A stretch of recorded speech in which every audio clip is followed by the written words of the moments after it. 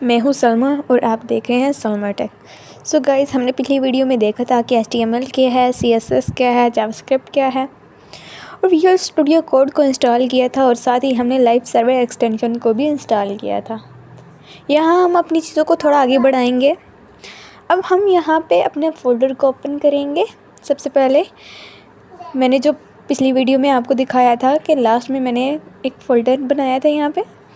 यहाँ मैं right click करूँगी इसको और यहाँ मैं अपना विजुअल स्टूडियो कोड, जहाँ ओपन विथ कोड लिखा हुआ आ रहा है, वहाँ पे मैं इसको क्लिक करूँगी और विजुअल स्टूडियो कोड आपके सामने आ जाएगा। यहाँ अब हमारे पास विजुअल स्टूडियो कोड ओपन हो गया। यहाँ अब हमने 3 फाइल्स बनानी है। HTML, CSS, जावास्क्रिप्ट को हम पहले बनाएंगे।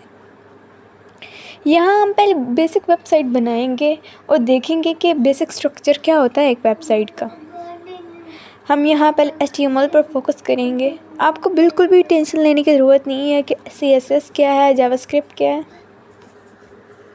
अगर मैं यहाँ कुछ ऐसा सा लिखूँ तो ये देखें, यहाँ हमारे पास एमिट एब्रीविएशन लिखा हुआ आया जा रहा है। इस एक्सक्लेमेशन निशान को हम अगर सेलेक्ट कर लें, ये देखिए ये क्या हुआ, इसने तो मुझे HTML की ऑटोमेटिकली बॉयलर प्लेट दे दी। ये जो बॉयलर प्लेट है ये अब क्या है? ये वो कोड है जो HTML फाइल को बनाने के लिए लिखना पड़ता है। अब इसको समझते हैं। आप में से कई लोग सोच रहे होंगे कि ये क्या है, ये तो समझ ही नहीं आ रही, बट मैं यहाँ आपको कम्प्लीटली समझाऊंगी। सबसे पहले देख लेते हैं डॉक टाइप HTML। इसको समझ लेते हैं कि ये जो है डॉक टाइप HTML का मतलब क्या है। इसका मतलब है कि HTML का एक डॉक्यूमेंट है, यानी कि हम ब्राउज़र को पहले बता रहे हैं कि हमारे पास HTML का डॉक्यूमेंट है। अब आप कहते होंगे कि सिर्फ HTML ही डॉक्यूमेंट होता है।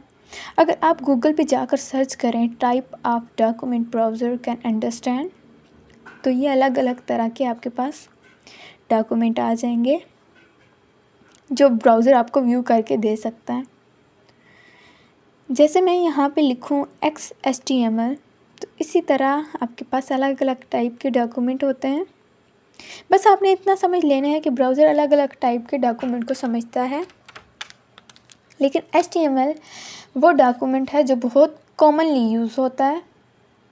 बेसिकली हम यहाँ पे ब्राउज़र को बता रहे हैं कि हमारे पास HTML डॉक्यूमेंट है, उसकी एक फ़ाइल है, ये हमने लगाया है इसीलिए। इसके बाद हम अपना HTML टैग पे आते हैं।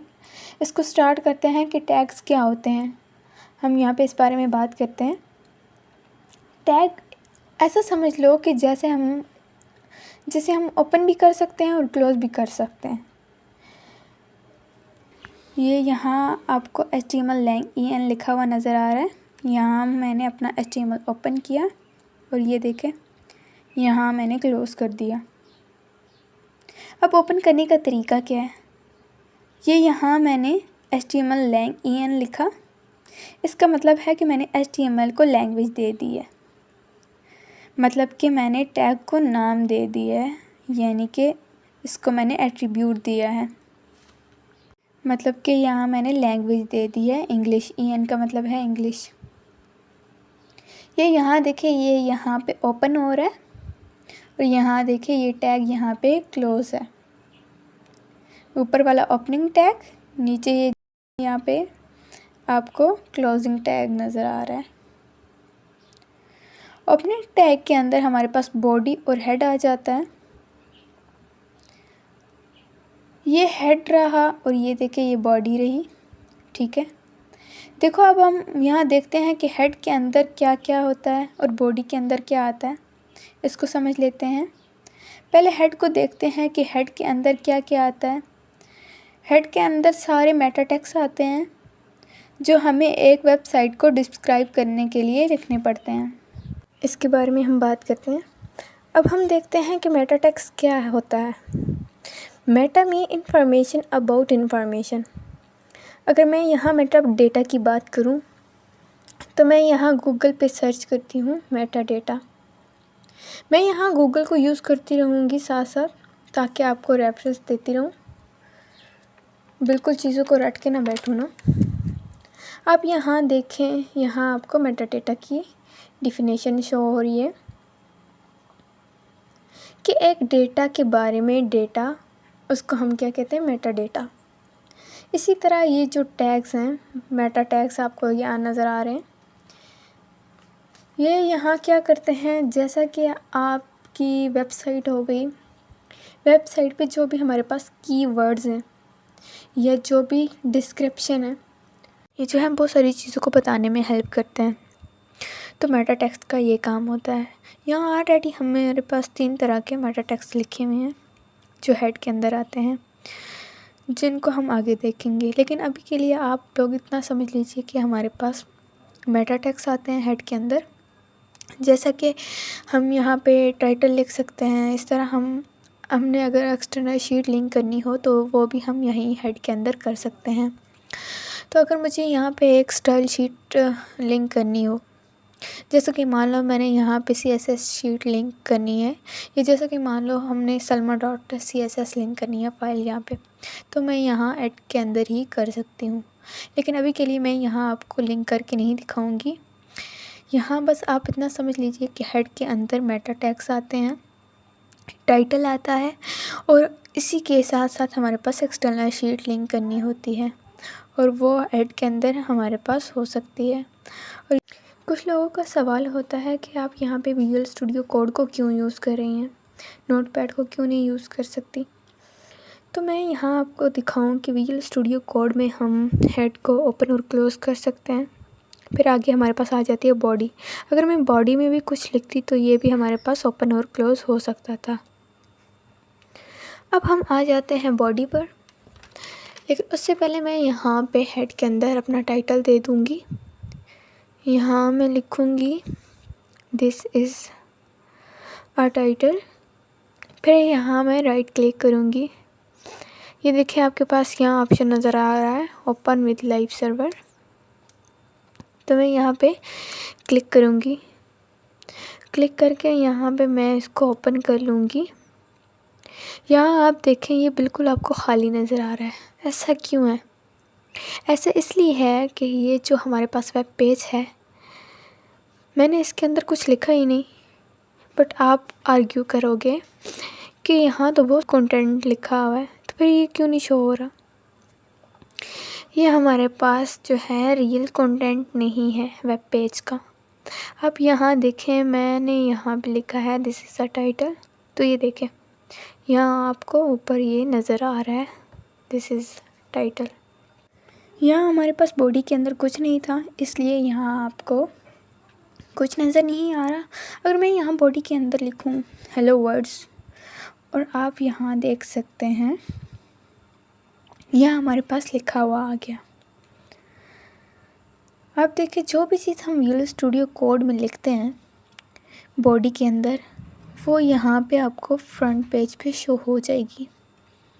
अब आप देखें, अब आप लोग कहेंगे कि ये देखें दूसरी वेबसाइट ये कितनी अच्छी नज़र आ रही हैं, और एक हमारी वेबसाइट देखो कितनी घटिया हमने बनाई है। तो क्या हम भी इस तरह की वेबसाइट को अचीव कर पाएंगे? जी बिल्कुल, आने वाले वक्त पे हम डेफिनेटली ऐसी वेबसाइट को अचीव कर पाएंगे, बल्कि इससे अच्छी हम लोग अचीव करेंगे। यहाँ हम ओनली HTML यूज़ कर रहे हैं। यहाँ जो भी मैं लिखूँगी वो बिल्कुल भी अच्छा नहीं नज़र आने वाला, क्योंकि यहाँ पे हमने अभी कोई भी CSS का यूज़ नहीं किया है, कोई भी हमने स्टाइल का यूज़ नहीं किया है। यहाँ आप इस बात को मद्देनज़र रखते हुए कोडिंग करेंगे कि यहाँ जो भी हम लिखेंगे वो बिल्कुल भी अच्छा नज़र नहीं आने वाला। लेकिन हम CSS की हेल्प से अपनी वेबसाइट को खूबसूरत बनाएंगे। तो हमने यहाँ पर इस वीडियो में देखा हेड को, HTML को और बॉडी को। हमने 3 तरह के टैग्स देखे यहाँ पे एट अ हाई लेवल। यहाँ हमने सबसे पहले डॉग टाइप जो है लिखा पेज पे। इसके बाद हमने यहाँ पे HTML टैग को ओपन किया। फिर यहाँ पे हमने हेड टैग को ओपन किया। फिर यहाँ पे हम जो है बॉडी टैग को ओपन करते हैं। हेड के अंदर हमारे पास मेटा टैग्स आते हैं जिनमें टाइटल आ जाता है, या फिर हमने अगर एक्सटर्नल शीट लिंक करनी हो तो हम यहाँ पे वो लिंक कर सकते हैं। अब आ जाती है हमारे पास बॉडी। बॉडी के अंदर हमारे पास पूरा कंटेंट आता है, पेज का, और वेब पेज की पूरी जो है बॉडी आती है।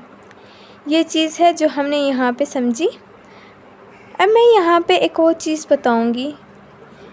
आप कभी कभी यहाँ पे नोट्स लेना चाहेंगे अपने पेज के अंदर ही। जैसे मान लो मैं यहाँ पे लिखना चाहूँगी our HTML code start here. अब मैं यहाँ लिखना चाहती हूँ और मैं चाहती हूँ कि ये जो है हमारे पास फ्रंट पेज पे एग्जीक्यूट ना करे, तो मैं यहाँ इसको लिखूँगी कुछ यूँ। यहाँ पे मैं ओपन और क्लोजिंग के अंदर लिखूँगी और ये कमेंट के तौर पे आएगा, और वो जो है इग्नोर किया जाएगा मेरे ब्राउज़र के अंदर। ये ज़रूरी नहीं है, लेकिन आप जो है यहाँ पे विजुअल स्टूडियो कोड पे नोट अगर लिखना चाहें तो आप यहाँ पे लिख सकते हैं। अगर आप चाहते हैं कि ये जो है फ्रंट पेज पे आपको शो ना हो, तो आप एज अ कमेंट यहाँ पे लिख सकते हैं और इससे फ़ायदा उठा सकते हैं। सो गाइज़, आई होप आपको समझ आ गया होगा। आपको ये समझने में कोई प्रॉब्लम नहीं आएगी कि एक वेबसाइट का बेसिक स्ट्रक्चर जो है कैसे दिखाई देता है, और आपको समझने में कोई भी प्रॉब्लम नहीं आएगी कि हमारे पास जब भी हम कोडिंग करते हैं तो ज़्यादातर हम जो है बॉडी के अंदर ही करते हैं। इसकी रीज़न यही है कि बॉडी के अंदर हमारा जो है पूरा HTML का कंटेंट आता है, जैसे कि वीडियो में मैंने ऑलरेडी डिस्कस कर दिया है। अगर आपने अभी तक मेरी प्लेलिस्ट को एक्सेस नहीं किया है तो प्लीज़ पहले इसको एक्सेस कर लें, यहाँ पे सेव कर लें जल्दी से जल्दी, क्योंकि यही वो जगह है जहाँ पे वीडियो अपलोड होंगी। यही स्टार्टिंग पॉइंट है जहाँ से आप स्टार्ट कर सकते हो। अगर आपको ये वीडियो पसंद आई हो तो प्लीज़ एक लाइक ज़रूर देना, और मुझे कमेंट में बताना कि आपकी क्या क्या सजेशन है कि मुझे इस कोर्स में क्या क्या कवर करना चाहिए। मैं चाहती हूँ कि आप जो है कमेंट में इंटरेक्ट करें मेरे साथ। अभी के लिए इतना ही guys. Thanks for watching video. I will see you next time.